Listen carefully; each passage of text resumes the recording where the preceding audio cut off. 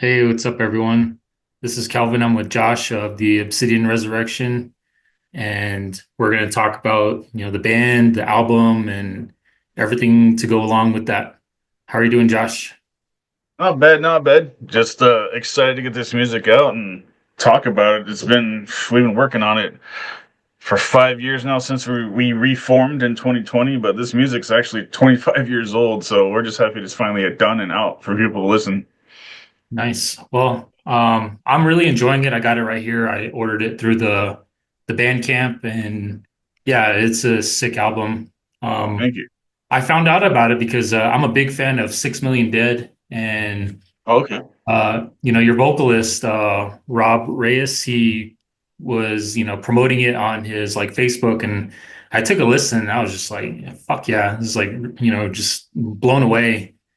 Um, Yeah, he on this album he actually wrote the guitars also. He and I tackled the guitars, a big chunk of it, and our keyboardist Danny in his parents' garage. This was back then, we're fresh out of high school. I think they were actually in their senior year. I was the only one that graduated, and we wrote a chunk of it in Danny's parents' garage, and then a chunk of it in um, you call him Rob, we call him Dimitri, from 6 Million Dead, but we wrote another chunk of it in his aunt and uncle's garage. So yeah, this was back when he still played guitar. I mean, he dabbles in it still. I mean, he did add some riffs on this album for the new stuff as well, because these songs, they've been around for, like I said, about 25 years. And some of these songs we needed to rework them. So some things we needed to add, and he helped create some new riffs and things like that too. So yeah, that's pretty cool that his new band brought you here. yeah, yeah. So going back, when did the band start? Or I guess maybe a little further, how did you start out in the band? Um, Me personally, I started playing guitar. I started off as a guitarist, and I didn't really care for guitar because I wanted to play bass because my dad was a bassist, and so I played guitar for a while, but I ultimately picked up the bass, and then by that time when I started playing the bass, um, I was working at a place called Round Table Pizza. I'm sure people have heard about it, and that's where I met Danny, our keyboardist and orchestration, and we just started talking about music one day because I noticed he kind of looked, for lack of better terms, he kind of looked goth. And so I just started talking to him, and we started exchanging information about metal bands, and we were both really into Iced Earth. That's how we initially clicked, and eventually that conversation blossomed into, hey, start a band. And then Dimitri knew a guy, then I knew a guy, and then it kind of just happened. Dimitri, Danny knew a guy, which was Dimitri, and then I knew a guy, and it just kind of happened, and we started writing music one day in my friend's bedroom. Started writing our first demo, first song, I should say. I believe that song was "Forever's End." Yeah, the first version of "Forever's End," I believe, was written in our friend Mike's bedroom. So yeah, Mike's the original guitarist, but he left because we started going into a heavier direction. He's more into just basic metal and power metal. We started getting into like death metal and stuff, and he left. It was on good terms, but he left. But yeah, so that's pretty much how it all started. It was just a conversation at work with Danny, and then in my friend's bedroom, writing our first song, "Forever's End." Yeah, how did you guys come about like reforming and playing again? You said that like it was like what, 5 years in the making? Yeah, so back then we were it took us a while to even find a drummer. It took us like 3 years because that was what 1999.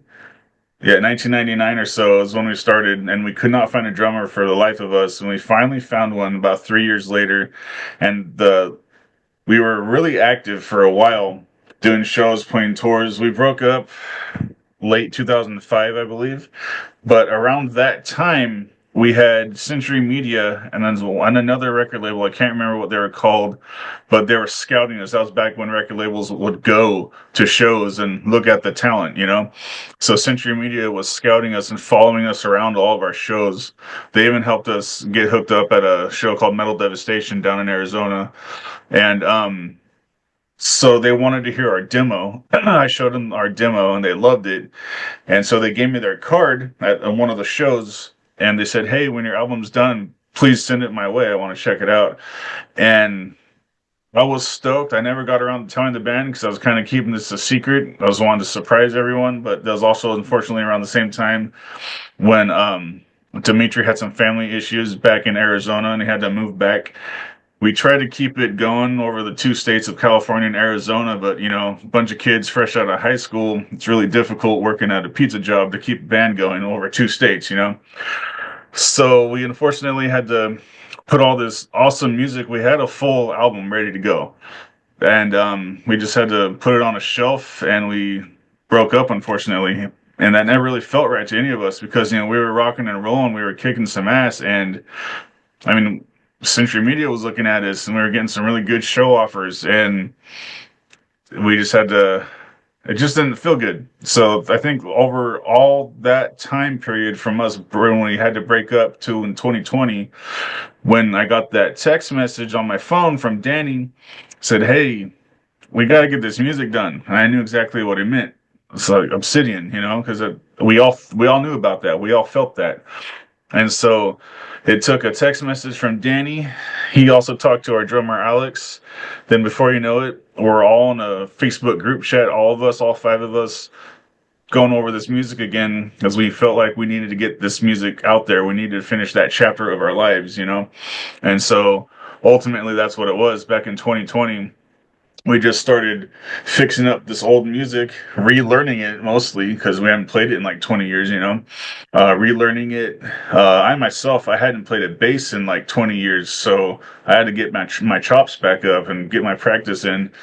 So yeah, that's the gist of it. Is that we just never felt right shelving this old music because we wanted to release it. We never had a chance to, so we just wanted to reform and finally get it out to the people. Is how it happened.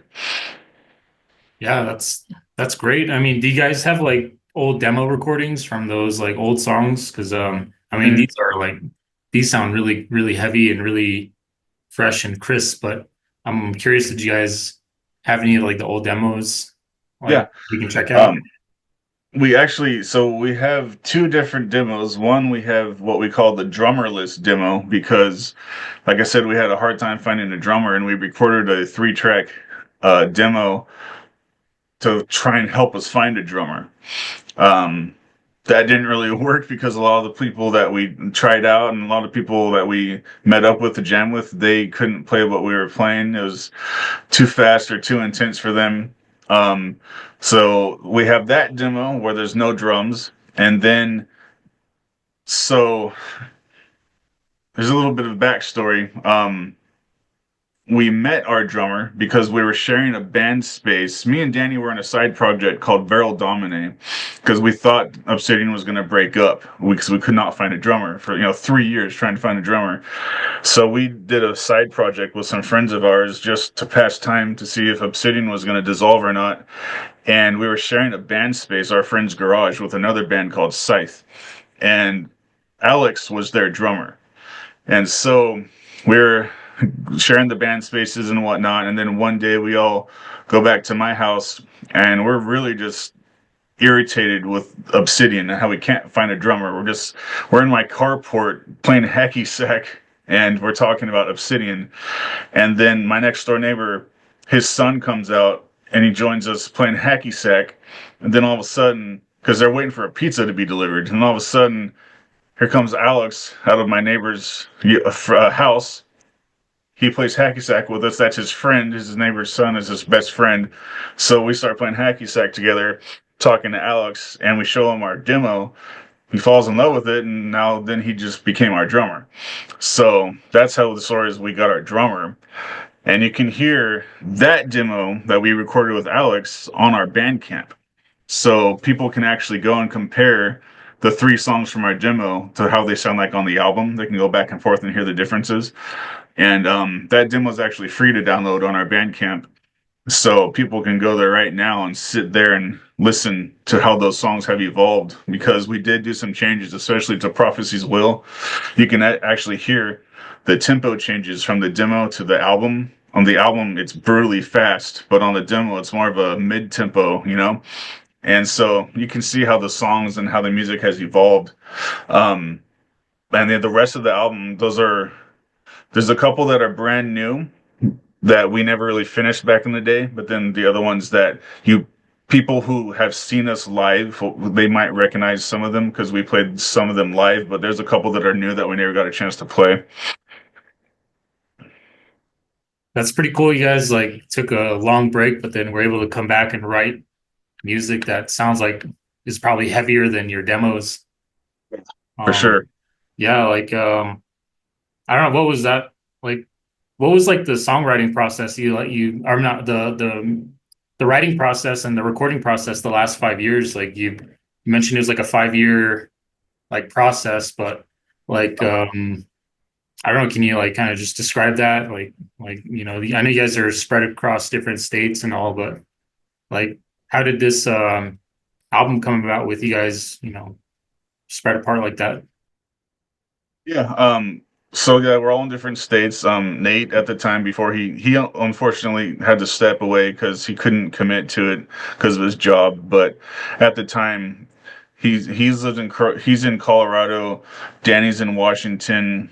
Um, Alex is in Northern California. I'm in Central California. Dimitri or Rob is down in Arizona. So we convened in our Facebook chat group as our new band room, so to speak. So we just sent a lot of audio files, digital files back and forth, phone recordings, things like that. And just one by one, we went through all these songs, learning these songs riff by riff again and reorganizing and adding some riffs, taking some out, changing things until the songs just felt complete, you know? So it was a lot of emailing back and forth, a lot of phone calls, a lot of Facebook chat. And the main reason why it took 5 years is because things just kept getting in the way. We kept going after speed bump after speed bump after speed bump. Like one time, Danny was recording, um, I think he was working on our song, The Rise of the Fallen, and he was recording. And in his neighborhood, the transformer was struck by lightning, which fried his computer. So he had to buy a whole new hard drive and motherboard to even continue recording, you know? So things just kept happening, which kept delaying the process until ultimately it got to the point where we did finish everything. Everything was written and everything was recorded because we each went to our individual places to record. Some have their own home set up. Like, but for me, example, and Rob or Dimitri, we had to go somewhere to record. I went through my friend Brian of Stone Graphics. He also did the layout of that album, and also he helped us with the music videos. So I recorded through him, and Dimitri went through his guy down in Arizona. And ultimately, when all the files were done, we sent them to Carlos of Dirty Viking Audio. He compiled it all together, and he got it all edited and fixed up for us to be sent off to Tower Studio to be mastered. So it was a lot of files being sent back and forth, basically. Yeah, that sounds like a I don't know, like a big process. Was there someone like in the band or in the group that was like the main person kind of like overseeing everything, making sure like or was there anyone that kind of took the lead on like making sure all this was getting pushed forward? It was mostly me and our drummer Alex for that. We were keeping things organized and keeping things moving along as best as we could, despite all the setbacks we were experiencing, like I mentioned. Because it took Danny 3 attempts to record this album. Things just kept happening to Danny, and I really tipped my hat to Danny because I thought he was just going to be fed up and quit because having to re-record the amount of orchestration he wrote for this album 3 different times over, I'm surprised he didn't flip out. But so yeah, it was just Danny and I, or not Danny and I, Alex and I, who were kind of focusing on keeping this moving forward. But we all were pretty good about staying on top of things. A lot of it also came down to Dimitri, Rob. His scheduling was really hard to work around because he's a single father of I think 4 children, you know, a full-time job plus all his kids' extracurricular activities plus 6 million dead. So it's kind of hard to get work around his schedule for a while. That was another setback. We had to wait for his schedule to open up. But once his schedule did open up, he killed it. He knocked it all out. And it was, I think he did it in a weekend. So it just took a lot of coordination, and we reached our goal. You know, we just pursued through it all, or persevered through it all, pushed forward. Yeah, that's awesome. You guys just like work through. I mean, to me, it just sounds like daunting, like especially with a lot of setbacks. I would have probably been the one like dragging behind, but that's cool. You guys like got it into where you got the album out now. Yeah. Um, yeah, let's if you want, we can talk about like the album now. So the album As Darkness Falls. Hmm. Um, There's eight songs. I've listened to this like I don't know how many times now, maybe 4 or 5 times since I got this. Well, I've been streaming it as well on. I'm a big Bandcamp user, Hmm. so I've been streaming it a lot. And um, yeah, I mean, if the way I could describe it, like symphonic, like black and death metal, is that kind of like what the goal was for the album? Like Yeah. right, fast, aggressive music with like a like symphonic like layer on top. That's pretty much exactly it. We all love symphonic black metal. We all love death metal and thrash metal. I mean, our mentality with this music is we just wanted to create music that we all enjoy and we all love, and we pulled our influences together.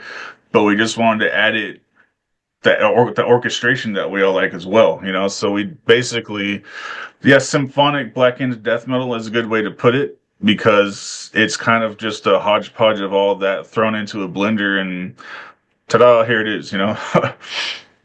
Yeah, I'm a nerd.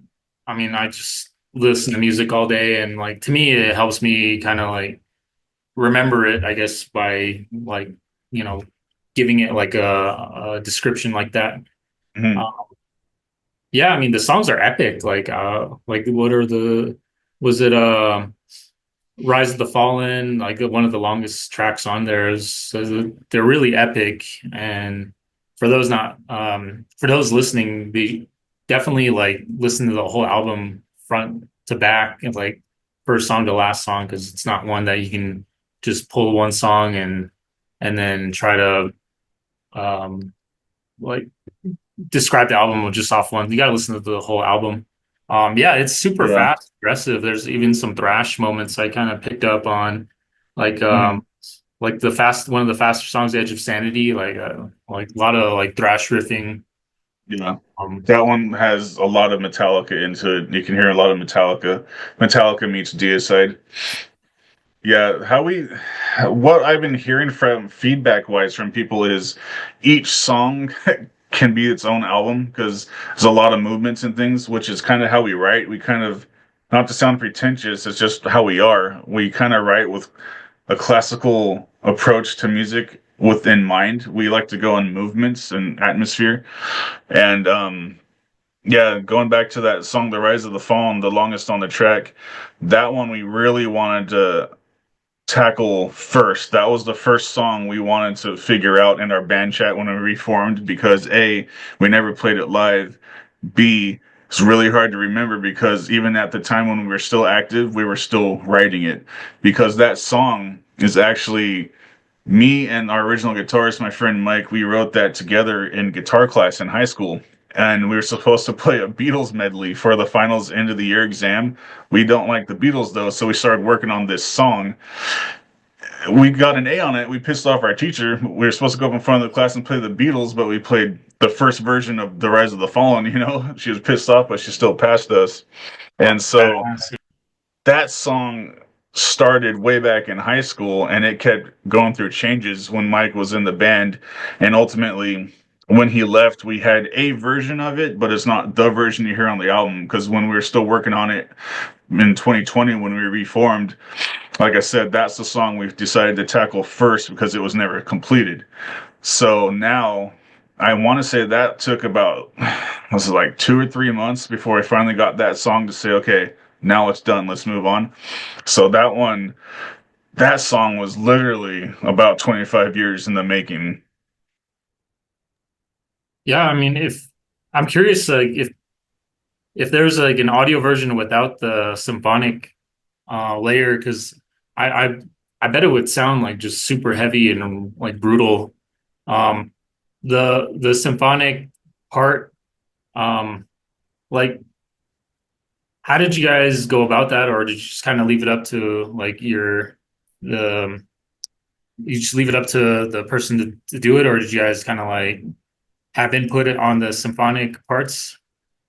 Um, so if we're still talking about Rise of the Fallen, that song was originally a instrumental without vocals.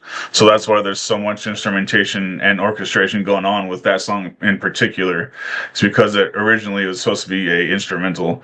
As far as the whole album goes, we just let each individual player play their part. We do give each other feedback, but ultimately that person takes the lead. And if there is any gripes, we'll say something. But when it came to Danny, he really just did his own thing and it fit really well. He has a tendency, I've noticed, to take what we're doing musically and blend it all together with all different layers with what he does. It's looking at the booklet here. You have a guest guitar solo, Jacob Eisberg. Can you kind of let people know how he contributed and who he is? Yeah. Um, First of all, I'll touch on the artwork. That is courtesy of our drummer's father, Ed Boston. He does an amazing job, and everything he's painted, he's just an incredible artist. So that's all hand painted by his father. And the Jacob incident was kind of horrible because so Costa, my friend Costa from the band Hatred, Hatred is the new band from the lead singer of the original singer of Exodus. His new band is called Hatred, and my friend Costa is their lead guitarist. So he does all the lead guitar work on this album for us. But when it came time, we were practically out to send all this stuff out to the guy at our friend Carlos at Dirty Viking Audio to get it all ready, But Dimitri or Rob was listening to all the songs, and he thankfully caught on the Rise of the Fallen that we forgot to tell Costa, hey, there's supposed to be a guitar solo in this spot. So he caught that we missed a guitar solo, but Costa was on tour for Hatred, and so he couldn't record. So we spent, I'd say, 4 or 5 days looking for someone to do a good guitar solo for us. And Alex approached Jacob because I believe Alex has worked with Jacob before on Alex's own personal project called Lunar. It's like a progressive metal band. Um, so he hit up Jacob, and Jacob hit the nail on the head perfectly. It even kind of blends in with Costa's guitar solo that Costa does in the beginning of the song, or towards the beginning of the song. So it kind of, those two guitar solos, though they're made by two different people, they kind of complement each other. It's pretty cool. So that was just a happy accident. Oh, I dig it. Yeah, like the whole album, like the guitar work. Um, that's cool. You got one of the guys from Hatred to play lead guitar on this album, and Are you familiar with Hatred? yeah, they played. I'm in right now. I'm in like the Window Rock, Arizona area, and there's a town called Gallup, New Mexico. Hatred actually played a show here about a year and a half ago. Mm. They did a small tour, I think, with Ex Mortis. Yeah, Yeah, they're friends of ours too. yeah, I caught them there, and I picked up some of their CDs when they did a show here. So yeah, they're Nice. kick-ass thrash band. Yeah. Yeah, no, I'm glad you mentioned the artwork. The artwork is pretty sick. Even the disc has some really nice artwork, and the back of the disc. Hmm. Is there any like story behind like the artwork and lyrics you want to kind of share? Um, Kind of, sort of. I mean, the figure that you see on the cover and on the back and on the disc. Yeah, for me, this isn't anything official, but for me, I think it kind of ties into Prophecy's Will because Prophecy's Will, I'd say it's about a creature that we dubbed the Beast of Prophecy, that is awakened whenever man has sinned too much against each other and destroyed too much of this world, it awakens to unleash its wrath on us to collect our souls, to appease its hunger and its anger, and then finally it just goes back to slumber.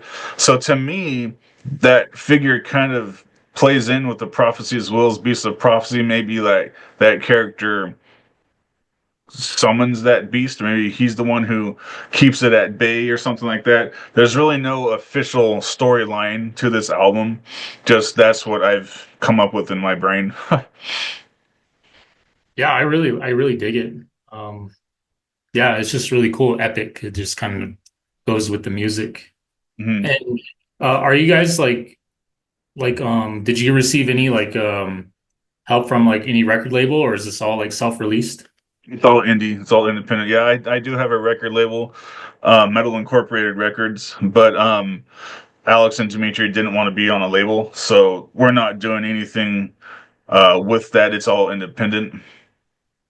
Yeah, it's cool, man. Like I said, I found out about it through Rob's like Facebook page, and he posted a link to the music video, and I was just hooked on that. Um, yeah, I hope more people check it out. Hopefully, I'm just gonna, I haven't done like a podcast in a while. Before I was really into it before my son was born, but now like my son kind of takes up all my time. But I Yeah. definitely want to, promote this. So yeah, I hope more people can catch on. Um, yeah, like what's been the response so far, or have you like kind of feel of how um listeners have like reacted to the album? Honestly, it has been overwhelmingly positive. We've been getting a lot of people saying that not only did this album meet their expectations, but it blew their expectations away. A lot of people are also musicians in bands. Like one of the bands on my record label, they're called Sever the Bond. He messaged me saying that our music makes his music sound like Britney Spears.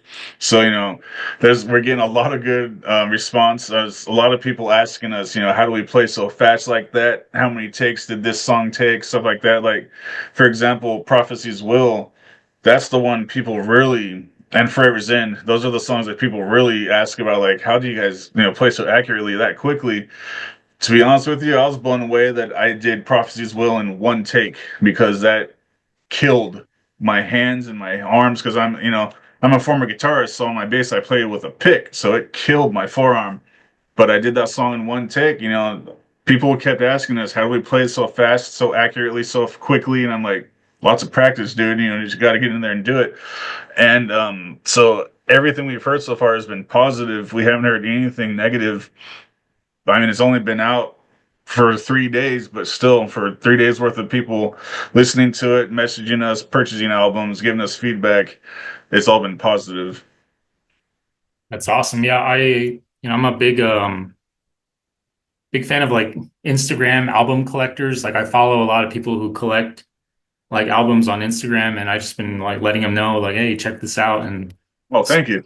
people have been checking it out, and that's kind of how I find out about new music, really, because I live kind of like in a rural area, like on the Navajo reservation, so I really don't have a lot of like people to go to for new music. So I really just count on Instagram, people who collect albums on Instagram, and there's even a big like YouTube album collector community. So I would say, yeah, try to get if you can try to get this in the hands of like album collectors, I'm sure that will really kind of push the music forward, or just the amount of people who will check it out.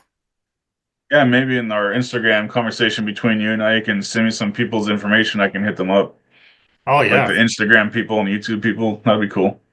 yeah. That's like I said, that's how I find new music, because I don't really like I go to work and I come home, and then like my son's like running around. You gotta get him from daycare, so I don't really have that um like community here. But I rely on like social media for that. But Yeah. no, it's cool. I hope more people check it out, and yeah, I'll definitely put this out this week, hopefully, so people can like hear your story about making the album, releasing it. And yeah, I'll definitely play some music clips with that too. Okay. um My lunch break is almost about over, but do you have any, do you want to mention like anything else or any other acknowledgements? Mostly just thank you to the fans because I'm sure if anyone's watching and they followed us on our social medias, they're probably they kind of got tired of seeing the we promise you what's happening or had another setback. They probably got tired of seeing that. But for those of them that stuck around, I just want to say thank you. And the time is here. The time is now. Go check it out and listen to all the work we put into this and find out for yourself. You can hear it on our YouTube, Spotify, Bandcamp. You can order it from our Bandcamp. And yeah, the only thing next up right now is once the things start calming down from the album sales, I'm gonna start working on more new merch because as it stands right now, we just have the album artwork shirt and our old logo shirts. But I'm gonna start doing the artwork from the album that's not on the cover. I'm gonna start making artwork for the shirts as well. Nice. Oh, I forgot one question. I know you guys are spread out, but were there ever or has there been any talks of like playing again live? Unfortunately, no, we can't. Just too much going on and too many different states between us. It just wouldn't happen, unfortunately. But the only thing we could probably do is like a live stream show, but I doubt we could even manage to coordinate that. It's too hectic with everyone. Okay. No, that's cool. I mean, yeah, you guys are pretty spread pretty far, but I hope everyone, check this out. You can stream it, or if you're a collector, pick it up from the Obsidian Resurrection Bandcamp. All right. Well, thanks, Josh. I'm gonna stop recording, but I'll keep you on. Okay. Well, thanks for having me, man.